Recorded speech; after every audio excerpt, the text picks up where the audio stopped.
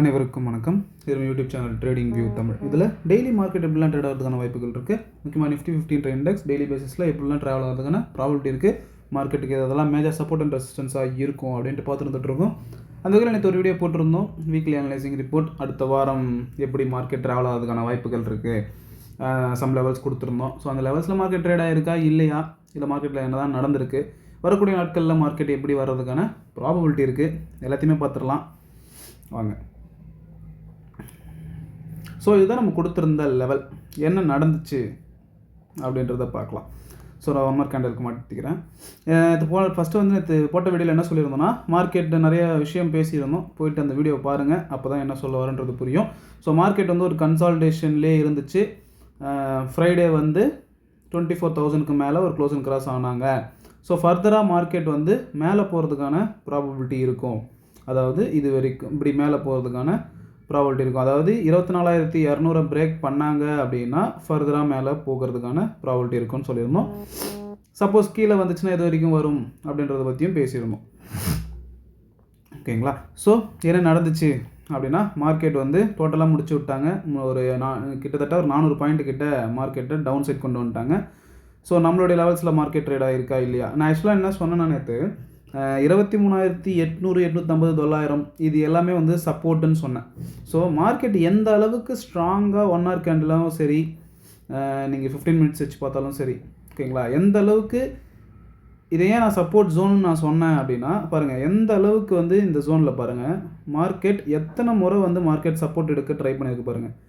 முடியாமல் அதை பிரேக் பண்ணிச்சு, ஒரு நல்லாவே மார்க்கெட் வந்து ஃபால் ஆகி இருக்குது. இது ஏன் நடந்துச்சு, மார்க்கெட்டில் என்ன நடந்தாலும் ஏன் நடந்துச்சு, எதுக்கு நடந்துச்சு, அதுக்கப்புறம் என்ன நடக்கும் அப்படின்றத தெரிஞ்சுக்கணும். ஸோ என்ன போய்கிட்டு இருக்கு, ஒரு 1 வீக்காக என்னென்னா, இந்த சைனாவில் வந்து ஒரு வைரஸ் ஸ்ப்ரெட் ஆகிட்டு இருக்கு அப்படின்ற ஒரு டாக் போயிட்டுருக்கு. நம்ம இந்தியாவிலையுமே குஜராத்தில் ஒரு கேஸும் பெங்களூரில் ஒரு கேஸும் போயிட்டுருக்கு. ஒருவேளை இந்த வைரஸ்னால தான் வந்து நிஃப்டி 50 ஃபால் ஆகிடுச்சு அப்படின்னு 2-3 சேனல்லையும் பார்த்தேன். பட் பிஹைண்ட் த ரியாலிட்டி என்னென்னு பார்க்க போனால், இது பெரிய பெரிய டாக்டர்ஸ்லாம் என்ன சொல்கிறாங்கன்னா, பெருசாக அது ஒன்றும் இல்லை, இது வந்து ஒரு சீசனலுக்காக, வின்டர் சீசன் வரும்போது இல்லை ஒரு சீசன் சேஞ்ச் ஆகுது அப்படின்னா ஒரு நார்மலாக வரக்கூடிய ஒரு ஃப்ளூ தான், இதை வந்து ஓவர் ஹைப் பண்ணி சொல்லிக்கிட்டு இருக்காங்க நம்ம மீடியாவில். ஓகேங்களா? சரி, இப்போ வைரஸும் பெருசாக இல்லைன்ற அப்போ ஏன் மார்க்கெட் கீழே இருந்துச்சு அப்படின்னா, ஜாப்பனீஸ் நிக்கி, ஜப்பான் மார்க்கெட்டில் இருக்கக்கூடிய ஃபினான்ஸ் மினிஸ்டர் வந்து என்ன சொல்லியிருக்காங்க அப்படின்னா, நாங்கள் வந்து ரேட் ஹைக் பண்ணுறதுக்கான வாய்ப்புகள் இருக்குது அப்படின்னு சொல்லியிருந்தாங்க. ஸோ இதுக்கு முன்னாடி அவங்க ரேட் இப்போ வந்து ஜஸ்ட் ஒரு ஸ்டேட்மெண்ட் தான் கொடுத்துருக்காங்க. இதுக்கு முன்னாடி நீங்கள் அதுக்கு முன்னாடி நம்மளுடைய மார்க்கெட் ஒரு ஃபால் ஆச்சு. நம்ம ஆல் டைம்லேருந்து ஒரு டைம் ஃபாலோ ஆகும்போது என்னென்னா, ஜப்பானில் வந்து கிட்டத்தட்ட அவங்களோட ஜாப்பனீஸ் நிக்கி வந்து அரௌண்ட் ஒரு 7 to 8% வந்து ஃபால் ஆச்சு. அதுக்கப்புறம் அவங்க உடனே ஒரு டீம் மீட்டிங் போட்டு, இல்லை நாங்கள் வந்து இதுக்கப்புறம் ஹைக் பண்ண மாட்டோம்னு ஒரு ஸ்டேட்மெண்ட் கொடுத்தோடனே அங்கேருந்து ஒரு 50% கிட்ட ரெக்கவரியும் ஆச்சு. ஸோ இப்போ மறுபடியும் அவங்க என்ன பண்ணியிருக்காங்கன்னா, அவங்களுடைய இன்ஃப்ளேஷனும் வந்திருக்கு. ஸோ அதை பேஸ் பண்ணி ஒரு மறுபடியும் ஹைக் பண்ணுறதுக்கான ப்ராபபிலிட்டி இருக்குதுன்னு சொல்லிட்டு ஒரு ஸ்டேட்மெண்ட் கொடுத்துருக்காங்க. ஸோ அது வந்து ஒரு ஒன் ஆஃப் த ரீசன்.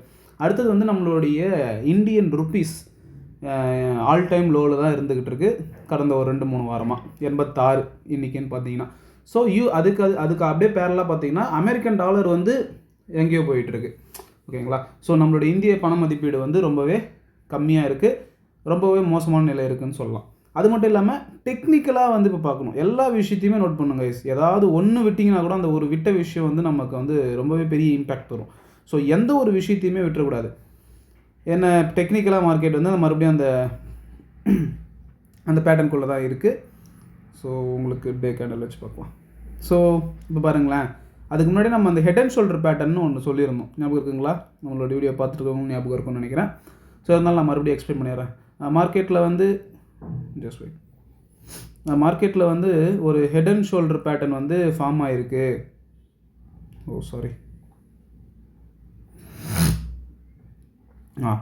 மார்க்கெட்டில் வந்து ஒரு ஹெட் அண்ட் ஷோல்டர் ஃபார்ம் ஆகிருக்கு. ஸோ மார்க்கெட் ஃபால் ஆகிறதுக்கான வாய்ப்புகள் இருக்குது அப்படின்னு சொல்லியிருந்தோம். ஸோ அதுக்கான ஃபால் தான். அகைன் இந்த ஹெட் அண்ட் ஷோல்டருடைய பேஸுக்கு தான் வந்து மார்க்கெட் ரீட்ரேஸ்மெண்ட் எடுத்துகிட்டு மறுபடியும் ஃபால் ஆகுது. சப்போஸ் மார்க்கெட் ஃபால் ஆச்சு அப்படின்னா, இங்கே வந்த ஹை இங்கே அரௌண்ட் ஒரு 600,000 பாயிண்ட்ஸ் கிட்ட இருக்குது, அந்த 1000 பாயிண்ட்ஸ் ஃபால் ஆகிறதுக்கான ப்ராபபிலிட்டி இருக்குது. ஸோ டெக்னிக்கலாகவுமே மார்க்கெட் வந்து ரொம்ப வீக்காக இருக்குது. நேற்று போட்ட வீடியோவில் நான் சொல்லியிருப்பேன், என்ன சொல்லியிருப்பேன்னா, மார்க்கெட் வந்து இந்த 24,200 தாண்டா 800 வரைக்கும் வரதுக்கான வாய்ப்புகள் இருக்கும். 800 பிரேக் பண்ணிடுச்சுன்னா மார்க்கெட் ஆல் டைம் ஹை போகிறதுக்கான ப்ராபபிலிட்டி இருக்குன்னு சொன்னோம். பட் மார்க்கெட் டெக்னிக்கலாக வந்து இந்த 24,200 கிராஸ் ஆகலை, அதுக்கு மேலேயும் சஸ்டெயின் ஆகலை. ஸோ அங்கேருந்தே ஒரு செல்லிங் ப்ரெஷர் தான். ஓஏ டேட்டா என்ன சொல்லிட்டு இருக்கு அப்படின்னா 24,000க்கு மேலே இந்த வாரம் நிஃப்டி போகவே போகாது. இன்றைக்கி நான் இப்போ ரெக்கார்ட் பண்ணிக்கிட்டு இருக்க டைம் வந்து 7:30 மணி நான் ரெக்கார்ட் பண்ணிட்டுருக்கேன். அப்போ பார்க்கும் போதும் அதுதான் இண்டிகேட் பண்ணிக்கிட்டு இருக்கு. ஓகேங்களா? ஸோ 24,000, 24,100, 200 இந்த ரேஞ்சில் வந்து ஹெவியாக வந்து ஓப்பன் இன்ட்ரெஸ்ட் பில்ட் ஆகியிருக்கு. அட் த சேம் டைம் சப்போர்ட்டுன்னு பார்த்தீங்கன்னா 23,000 தான் இருக்குது. 23,000னா இந்த இடத்துல இருக்குது. ஸோ இந்த இடத்துல தான் சப்போர்ட் வந்து இருக்குன்ற மாதிரி பில்ட் ஆகிட்டு இருக்கு. ஸோ ரொம்பவே கேர்ஃபுல்லாக இருங்க. ப்ரீமியம் அதிகமாக இருக்குது.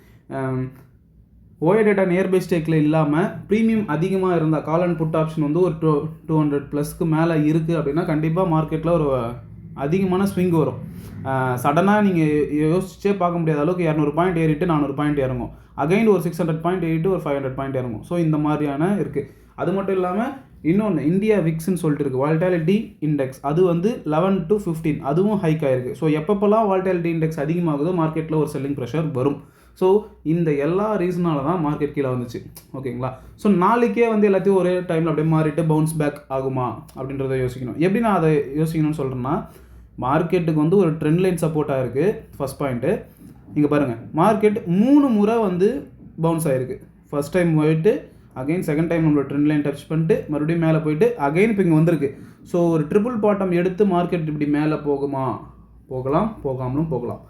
ஸோ எல்லா பாசிபிலிட்டிஸையும் நம்ம திங்க் பண்ணி பார்க்கணும். ஓகேங்களா? நம்ம எக்ஸ்பெக்ட் பண்ணுறது தான் மார்க்கெட்டில் நடக்கணும்னு எந்த ஒரு அவசியமும் கிடையாது.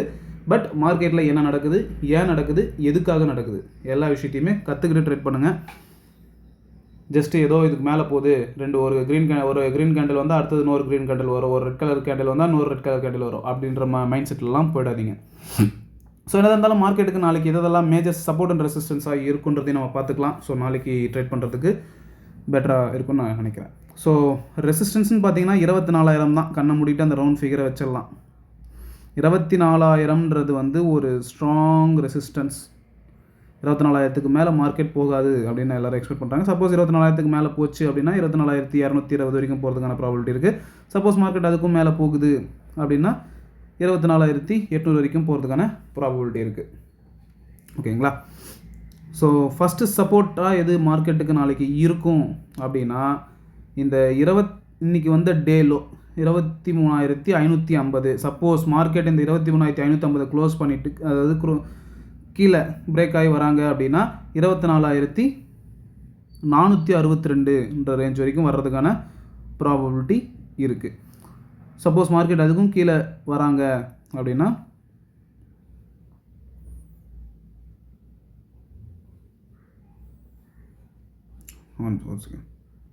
இதோ இந்த லோ தான் 24,270. இந்த 23,270 வந்து நீங்கள் வந்து நல்லா நோட் பண்ணி வச்சுக்கோங்க. நான் இன்னும் அதை எக்ஸாக்டாக அந்த ஒரு பாயிண்ட்டை சொல்கிறேன். நான் இதுக்கு கீழே மார்க்கெட் பிரேக் ஆகிடுச்சுன்னா அடுத்தது ஒரு 1000 பாயிண்ட் மார்க்கெட் கீழே போனாலும் ஆச்சரியப்படுறதுக்கு எதுவுமே இல்லைன்றது தான் உண்மை.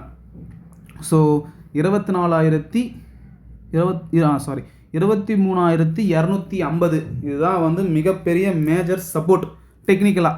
ஆனால் ஓஏ டேட்டா படி பார்த்தீங்கன்னா மார்க்கெட் 23,000 வரைக்கும் வர்றதுக்கான ப்ராபபிலிட்டி இருக்குது. ஸோ நம்ம டெக்னிக்கலாக பார்க்கும்போது 23,250 ஃபஸ்ட்டு பெரிய சப்போர்ட். அதுக்கும் மேலே மார்க்கெட் இருந்துச்சுன்னா இன்றைக்கி வந்து டே லோ தான் ஒரு 25,553. சப்போஸ் மார்க்கெட் அதுக்கும் கீழே வந்துச்சுன்னா 23,450 வரைக்கும் வர்றதுக்கான ப்ராபபிலிட்டி இருக்குது. ஸோ இந்த 450, 500 இது எல்லாமே ஒரு சப்போர்ட் ஜோனாக இருக்கலாம். எப்படி நான் சப்போர்ட் ஜோனாக இருக்கலாம்னா நாளைக்கு மார்க்கெட்டை இதுக்குள்ளேயே இப்படி ட்ராவல் பண்ணி கொஞ்சம் கீழே போகிற மாதிரி காட்டிட்டு ஒரு பவுன்ஸ் பேக்கு எடுத்துகிட்டு வரலாம். ஸோ என்னென்ன நடக்கலாம். ஸோ ரொம்பவே கேர்ஃபுல்லாக இருங்க. உங்களுக்கு உங்கள் மைண்டில் மார்க்கெட் ஓகே மேலே தான் போகும், கீழே தான் போகணும் அப்படின்னு ஒரு கிளியரான ஒரு வியூ இருந்தால் மட்டும் ட்ரேட் எடுங்க. அப்படி இல்லைனா இந்த மாதிரி சமயத்தில் எடுக்காதீங்க. எப்போ நம்ம ட்ரேட் எடுக்கலாம், கிளியரான வியூவும் இல்லை பட் நான் ட்ரேட் எடுக்கணும் அப்படின்னு நினைக்கிறீங்கன்னா இந்த 24,250க்கு மேலே ஒரு க்ளோசிங் கிராஸ் ஆகணும். அப்படி இல்லைனா 24,850க்கு மேலே ஒரு 1 hour கேண்டில் வருது அப்படின்னா நீங்கள் தைரியமாக வந்து ட்ரேட் எடுக்கலாம் ஃபார் அப்சைட். அதேமாதிரி டவுன் சைடுக்கு நம்ம எப்போ ஒரு ட்ரேட் எடுக்கணும் அப்படின்னா 23,200 நீங்கள் 23,500 கீழே வந்தாலே ஒரு நல்ல செல்லிங் ப்ரெஷர் வரும். சப்போஸ் அதை மிஸ் பண்ணிட்டீங்க அப்படின்னா 23,250க்கு கீழே ஒரு 1 hour candle close and cross ஆகணும் அது கீழே ஆயிடுச்சு அப்படின்னா நீங்கள் கண்ணை மூடிக்கிட்டு தயவுசெய்து எடுக்கலாம். அதுக்கு நடுவில் மார்க்கெட்டுக்கு இப்போ நான் நடுவில் தான் நின்றுட்டுருக்கு மார்க்கெட்டு. ஓகேங்களா? ஒரு நாள் 200 பாயிண்ட் இறங்குது, 450 பாயிண்ட் ஏறுது, அடுத்த 2 நாள் 600 பாயிண்ட் இறங்குது. நீங்கள் மறுபடியும் நாளைக்கு வந்து மார்க்கெட் 500 பாயிண்ட் ஏறும் அப்படின்னு நினச்சி எடுத்திங்கன்னா மார்க்கெட் இப்படி எடுத்துகிட்டு வருவாங்க. சப்போஸ் மார்க்கெட் மறுபடியும் கீழே இறங்குன்னு பார்த்தீங்கன்னா இந்த இடத்துல இருந்தே மார்க்கெட்டை பவுன்ஸ் பண்ணுவாங்க. ஸோ இந்த மாதிரி கன்ஃபியூசிங்கான ஸ்டேட்டில் வந்து நீங்கள் ஒரு டிசிஷனை எடுக்கிறத அவாய்ட் பண்ணுங்கள். ஓகேங்களா? ஸோ இதான் நாளைக்கான லெவல்ஸ் நோட் பண்ணி வச்சுக்கோங்க, இல்லை ஒரு ஸ்க்ரீன்ஷாட் எடுத்து வச்சுக்கோங்க.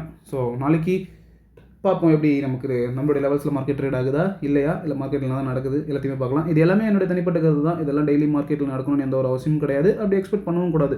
ஸோ நீங்களும் ஒரு பர்சனல் இன்ட்ரெஸ்ட் எடுத்து டெக்னிக்கலாக மார்க்கெட் அப்ரோச் பண்ணுங்கள், நியூஸஸ் பார்த்து பண்ணுங்கள், ஒய் டேட்டா பாருங்கள், எல்லாத்தையுமே ஒரு கொலாபரேட் பண்ணுங்கள். கண்டிப்பாக உங்களுக்கு ஒரு பெட்டரான பாயிண்ட் ஆஃப் வியூ கிடைக்கும்.